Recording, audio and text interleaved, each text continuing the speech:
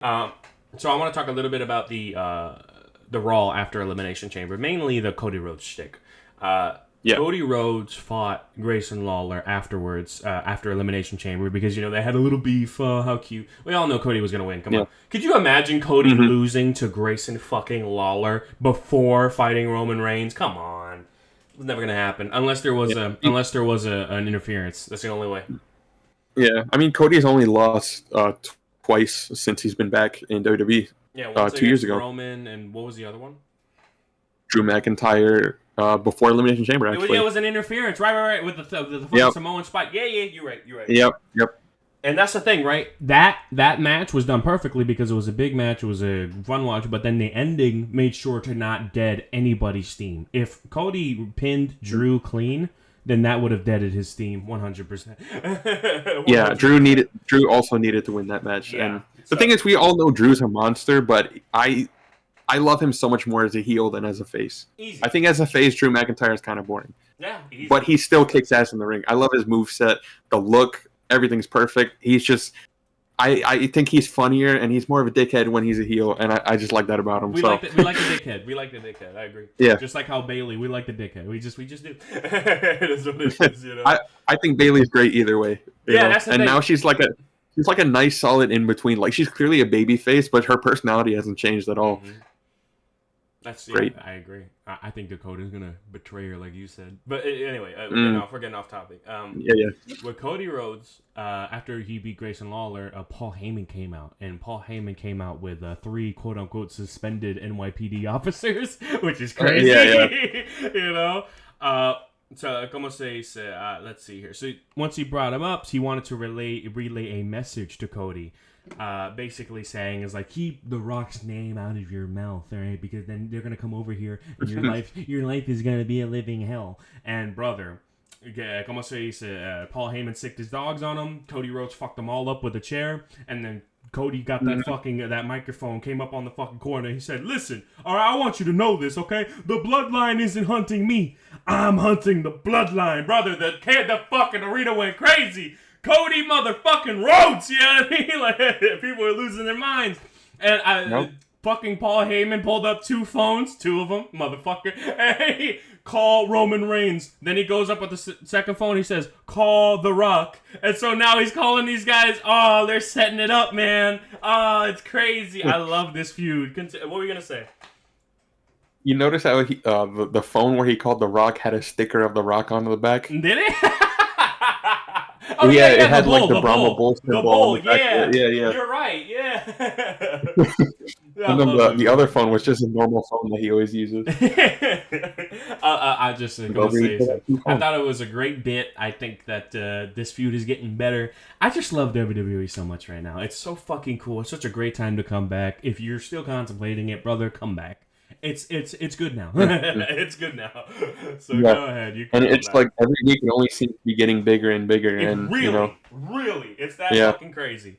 So the next PLE, WrestleMania, nothing else.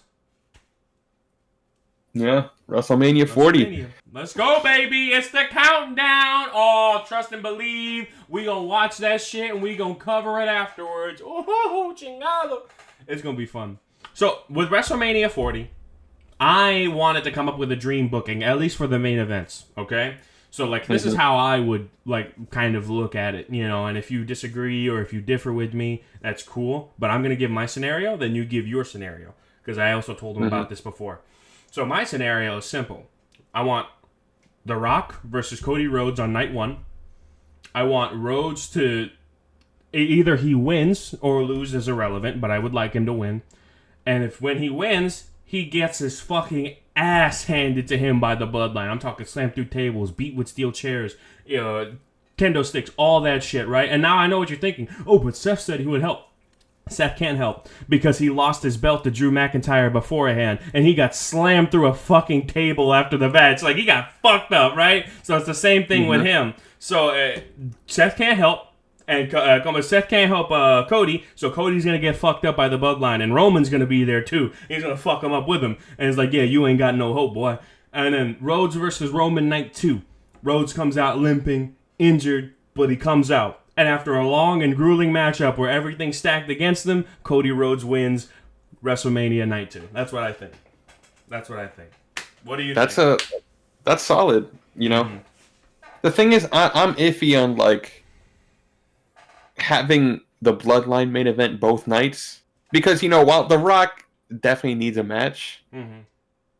I don't know if I want it to main event. I think I'm personally an advocate for Io Sky versus Bailey to main event night one, or Shit. even Rhea Ripley versus Becky Lynch. Because I think like the Bloodline story is the hottest thing going into WrestleMania, but I think like someone else should get the spotlight for that night one main event. I didn't even think about the women's side. My bad.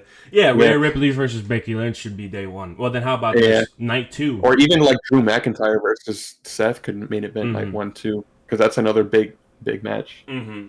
I think Rhea Ripley versus Becky Lynch would be damn good. Definitely up there Yeah. with Drew McIntyre. So it's iffy, if or but mainly I want day one to have como se dice, Seth versus Drew, and then Mhm. whatever the fuck happens will lead to Seth not being able to help Cody Rhodes. We're so Yeah. sure that Seth is gonna be there, right? We're so sure they're gonna fucking pull the rug from under us right before it happens, right before the match. You know what I mean? So I want to see that. I think it's great storytelling. Do you differ or disagree where I am? And what's your scenario? Go ahead. I don't really differ from what your booking style is. I think the only thing I would change, or I guess add on to, is that in Cody Rhodes versus Roman Reigns, Mm-hmm. I would not have the bloodline interfere, and I would make the reason be The Rock. You think Maybe The that Rock would be a tells twist? Oh shit! maybe, maybe The Rock, tells Solo or Jimmy like not to go out there, No, something no, no. like that. Pause. Let let the let the bloodline come out, try to interfere, and then guess who comes to save them? Not Seth The Rollins. Rock. Dustin Rhodes. Dustin Rhodes! Come on. Come I don't on. think that could work. Come Dustin's in on. AEW. It makes sense, and it keeps The Rock on the bloodline, which we love here, Rock. Yeah, I think Dustin Rhodes makes a lot of sense. Come on now. he's in AEW. WWE needs to hire me. What you say? He's in AEW right now. He won't be able to. Bitch, you better jump the ship. If Chris Jericho can do it, bitch, you can. Okay? Go back. God damn it. All right, fine. I just don't want The Rock to really twist anything just yet. If anything, what I want is the build-up to the next WrestleMania between Rock and Roman for The Rock to be in the bloodline, but then they're fighting for alpha status and eventually boils over into a PLE. I just don't want that. I tell you what. Yeah, you know what? You're right. Because it's just planting the seeds. Because like he wouldn't be fully turning on the bloodline. I He's see just what you using mean. his power over Solo and Jimmy to be like don't help Hold Roman. off. Like Roman needs to win this for He's himself. got this. You know what I mean? Yeah. Yeah. And then he You're loses, so and right. it's just like. Yeah, because it wouldn't be a full turn. Like he's still on the bloodline, and it's just like like like you said, like he's got this, and then Roman loses, and Yeah. everyone is just like, what the fuck? Fuck Like, yeah. and then like Fuck next week on yeah. SmackDown or something, it's like Roman, you're supposed to win. What happened? Yeah. Like that like he puts it on him, right? What Like, happened? Yeah, Yeah. and it's just a thing of like planting the seeds. You know what I mean? Lock that in right now. Okay? The Rock That would prevents the that would be bloodline my to come booking. out. Yeah, that's Yeah, perfect. that would be my booking of the because if he straight up like attacks the bloodline and stops them from interfering, then that's different. That's a babyface turn. That's already like that's too much. You got to have just a little like nugget of like this is happening. That's perfect. That's perfect. That's Plant all the you seed. need. That's perfect. Yeah. I thought you were talking. I didn't listen to you well. My apologies. I thought you were saying that Dwayne Johnson came out and whooped some ass. Like, no, wait, hold on. Not yet. No. No, he holds Solo back and tells him, "Yeah, let Roman cook." And I want Paul Heyman to be there. It's like, well, send him out. No, he's got. What do you mean, send him out? No, shut up, Paul. Okay, shut the fuck up. That's it. Yeah, Yeah, it's I like he wanna has a little see it. too much confidence in Roman. Oh yeah, no, trust and believe. That's exactly what I think should happen. You got it on the money. You got it, Dwayne. That's it. Jeez. Yeah. Okay. So I would just add on to your booking, but that's essentially what my booking would be. Alright. It's an add on to yours of just that little nugget in the final match of just, yeah, The bloodline doesn't need to help Roman. I agree. Yo, I'm really looking forward to Becky Lynch versus Rhea Ripley. What do you think that's going to be? I think Rhea Ripley's going to win, and Becky's going to have like a passing of the torch moment. That's what I think. I think so too. I think Rhea's gonna hold that belt for a while. I hope. She's the best. Yeah. That's it right now. She's the best. Easy. Yeah, and then even then, there's like nuggets that haven't even like grown yet, like Rhea versus Liv Morgan. Like there's still a lot of shit they could do that they haven't done yet. Easy. So yeah, I agree. That's a budding flower. There's more to grow. I agree. Yeah. When it comes to Io Sky versus Bailey, I think Bailey wins. How about you? Yeah, I think Bailey wins, but I don't think that should be the end of their rivalry. I think the whole damage control thing is. I think it's just starting, and what I really want is like. I really want like a women's war games for Survivor Series, like Damage Control versus like Team Bailey, where she has like the other four horsewomen of like Charlotte Flair and Becky Lynch, and Sasha Banks. She's not in WWE right now, but one could hope, right, that she's coming back. Right. And then if you have the four horsewomen versus Damage Control, which would be like Dakota Kai, Asuka, Kairi, and Io, I think that's a solid lineup for war games right there. I agree with that. So I think Dakota Kai is going to betray Bailey, right? And I think you do too. And so I think if that match were to happen, which I hope it does, Damage Control should win. That's my thing. I think they should win.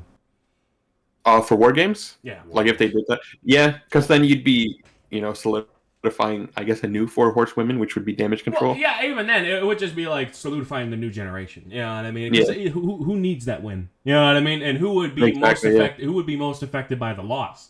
It would be a dumb booking decision, I think, to have the OGs beat the new guys. Nexus. You get it. Yeah. So yeah.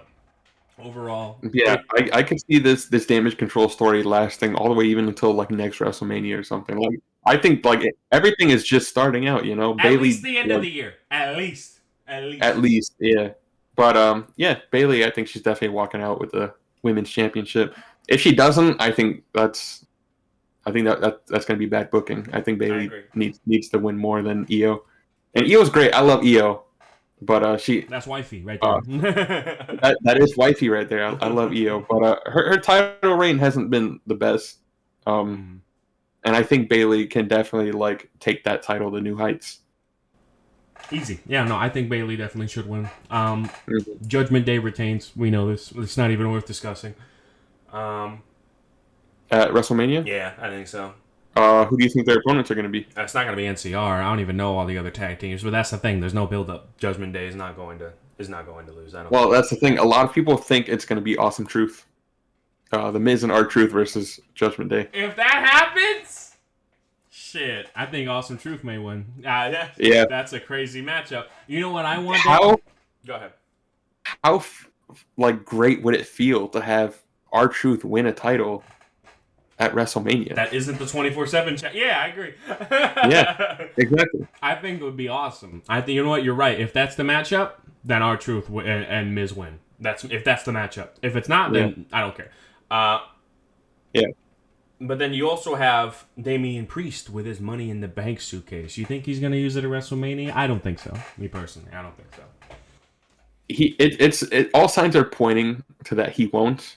But a while back, like just on my own time, I came up with like a booking of like how I would book Drew McIntyre after WrestleMania. And so like I think, he wins the World Heavyweight Championship and gets his moment in front of the crowd. But then if the Judgment Day comes in and rips that shit away from him, that's another feud that could build all the way to like SummerSlam. That is of just Drew chasing the title more. But I think people would be tired of Drew chasing the title, I think if he wins at WrestleMania and then that's it, I think fans would be satisfied, but it'd be even more impactful if the Judgment Day just ripped that shit away from him. Right. It's like he has his moment, he's celebrating with the title. Next thing you know, he gets fucking jumped by like JD, Dom, Finn, and Damian. Damian cashes in, wins the belt, and walks out of WrestleMania as World Heavyweight Champion. And the thing is, Damian doesn't even need to hold on to the belt that long. Like, you could literally, have it back at like Backlash or even Money in the Bank in June or whatever. But you see, that's my thing. Have Drew win it back. This is my thing. is I think Damian Priest should cash it in at Backlash when Drew beats Seth, and then they have their rematch at the next PLE, and Drew wins again, but he's battered, bloodied, and beaten. That's when Damian Priest comes in and steals the show a little bit. That's what I think. Or even then, like the Raw after Mania. That would be cool too. Are you fucking kidding me? Yeah. Fuck it. Yeah, have Drew like defend his title on the night of Raw, because they've established the World Heavyweight Championship as the workhorse champion. So I could definitely see them just doing like an open challenge on that first Raw after Mania, with Drew as World Heavyweight Champion.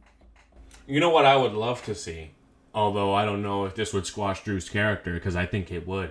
I want to see Damian Priest win that title unfazed, like unopposed. Like, you know what? Let me not put that money in the bank at the end of a match, but actually let me start one. The thing is that that's not in his character. I just think it would build himself up really well. It's not in his character. It'd be more of a. I think he would do with Seth Rollins. I think he would cash in during the match, not even after. That would be sick. That would be a good way to mix it up. You know what? Here's how I would book it. Okay. Yeah, so we have Drew. We have Drew win the World Heavyweight Championship at WrestleMania 40. Raw after Mania, he does an open challenge. Anyone in the locker room can come out and face him for the World Heavyweight Championship. Because Drew, he's an asshole. He wants to prove he's the best, right? He's already got the championship, but he wants to prove that he can beat literally anyone on the roster. So who comes out? Seth. Sami Zayn. Sami, that works too. Not even Seth. Seth doesn't. Seth, would just be gone. I would imagine like he's not even at this Monday Night Raw, right? Oh. He lost the belt, having been gone for like a few weeks for no reason, just because adds more mystery. Right. And so like you have Sami Zayn come out, and the thing is, Sami has never won against Drew McIntyre in a match. And Becky loses, Seth loses. They go on vacation. They do their thing. And so that would be the justification for him, them both missing out on a few weeks. Continue. Yeah. I mean, they both deserve the vacation anyway. Damn right, they worked their asses off. Kid. Yeah, plus they got a kid. So, exactly. Yeah. Okay, continue. Yeah, so, Sami, he has stakes going into this because he wants to prove he can beat Drew McIntyre, and he wants a singles championship. Sami wants to prove that he's up there, with the rest. And then so they have a nice, back and forth main event match, and then Sami almost wins it. But before he can get the win, Judgment Day's music plays. Damian Priest comes out, cashes in, makes it a triple threat. So Damian takes the title from Drew, and he steals Sami Zayn's moment. Damn. So you have kind of a three-way feud of Sami Zayn, Drew McIntyre, and the Judgment Day. That's actually sick. I think that's. And I think that's something you can build all the way up to SummerSlam, where I think Drew should eventually win back the World Heavyweight Championship, and then you set up. Like maybe they have like a triple threat. CM Punk. Yeah, go ahead. Maybe they have like a triple threat at SummerSlam, right? Drew versus Sami versus Damian Priest after months of fucking build up, right? And then Drew wins, he gets a championship back. After the match, CM Punk comes out, has a stare down with Drew McIntyre. It's like, yo, CM Punk is back, and he's coming for that fucking ass. Yeah, yeah, I want to see that. That's it. That's booking. That's how I would book the World Heavyweight Championship after WrestleMania. WWE needs to hire us. That's it. They need to let us know. They need to call us up. I need I need Paul to come up and sit down in front of me. Triple H, right? That's his name, Paul, I think. Yeah, Paul Levesque. Paul Levesque, you got it. He comes up, he sits him in the chair. We have dinner, and I tell him, hey, listen, I got some ideas. And like, don't worry, you're hired. Bet. That's it. You don't got to pay me for that idea with the World Heavyweight Championship. No, that's it. It's not exclusive of yours. Use it. Go ahead. No problem.